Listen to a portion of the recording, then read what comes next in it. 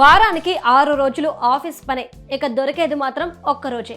అయితే ఈ 6 రోజుల పని విధానం చాలా కాలం నుంచి వస్తున్నప్పటికీ మారుతున్న మనుషుల జీవన శైలి, పని ఒత్తిడి తీవ్ర ప్రభావాన్ని చూపిస్తుంది.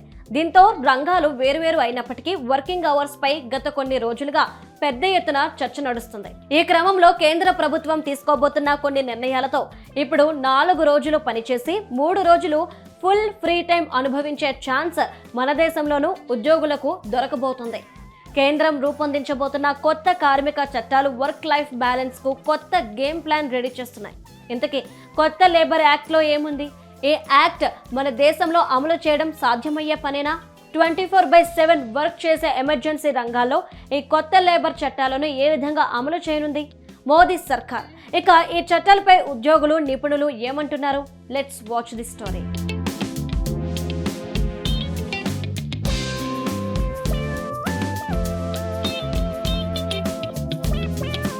పాత 29 కార్మిక చట్టాలను కేంద్ర ప్రభుత్వం రద్దు చేసి వాటి స్థానంలో 4 కొత్త లేబర్ కోడ్స్ ను తీసుకొచ్చింది. ఈ చట్టాల ప్రకారం వారంలో మొత్తం 10 గంటలను సంస్థలు సర్దుబాటు చేసుకునే వెసులుబాటు కల్పించారు. ఈ నేపథ్యంలో 4 రోజులు పనిచేసే విధానంపై వచ్చిన అనుమానాలకు కేంద్ర కార్మిక ఉపాధి శాఖ ఇటీవల స్పష్టత ఇచ్చింది. వారానికి పని దినాలు తగ్గినా మొత్తం పని గంటలు మాత్రం తగ్గవు. వారానికి కనీసం 48 గంటలు పని చేయాల్సిందే అన్న నిబంధన యథాతథంగా ఉంటుంది. అంటే 4 రోజుల పని విధానం ఎంచుకుంటే రోజుకు సగటున 12 గంటలు పని చేయాల్సి ఉంటుంది. అయితే ఇది ఈ 12 గంటలు నిరంతరంగా పని చేయాల్సిందే అన్న అర్థం కాదని కార్మిక శాఖ తెలిపింది. లంచ్ బ్రేక్, షిఫ్టుల మధ్య విరామాలు వంటి వాటిని కూడా ఈ 12 గంటల్లోనే లెక్కిస్తారు. ఒకవేళ వారానికి 48 గంటలను మించి పని చేయిస్తే ఆ అదనపు గంటలకు ఉద్యోగులకు రెట్టింపు వేతనం చెల్లించాల్సి ఉంటుందని కేంద్రం స్పష్టం చేసింది.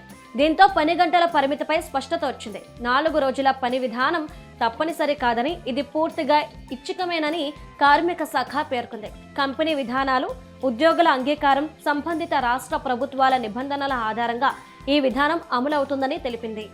మరోవైపు 4 రోజుల పని విధానం వాస్తవంగా అమలులోకి వస్తే ఉద్యోగుల పని జీవన సమతుల్యత మెరుగవుతుందన్న ఆశలు వ్యక్తమవుతున్నాయి. అయితే రోజుకు ఎక్కువ గంటలు పని చేయాల్సి రావడం వల్ల ఉద్యోగులపై ఒత్తిడి పెరుగుతుందా అనే చర్చ కూడా మొదలైంది. ఈ కొత్త విధానంపై కంపెనీలు, ఉద్యోగ సంస్థల అభిప్రాయాలు ఇంకా తెలియాల్సి ఉంది.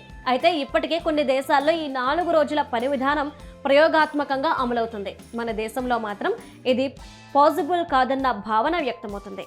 అన్ని రంగాలకు ఇది అనుకూలంగా ఉండకపోవచ్చని నిపుణులు అభిప్రాయపడుతున్నారు. 24 గంటలు నిరంతరంగా పనిచేయాల్సిన పరిశ్రమలు, అత్యవసర సేవలు, తయారీ రంగం వంటి విభాగాల్లో 4 రోజుల పని విధానం అమలు చేయడం సవాలుగా మారవచ్చని కార్మిక రంగ నిపుణులు చెబుతున్నారు. మరోవైపు ఐటీ, సేవా రంగాల్లో ఇది ఎంతవరకు ఆమోదం పొందుతుందన్నది కూడా ప్రశ్నార్థకంగా మారింది. అయితే ఏదేమైనా ఉద్యోగుల పని సమయ భారాన్ని తగ్గించడానికి ఓ అడుగు ఈ కొత్త చట్టాల రూపంలో పడడం హర్షణీయమని ఉద్యోగులు అంటున్నారు.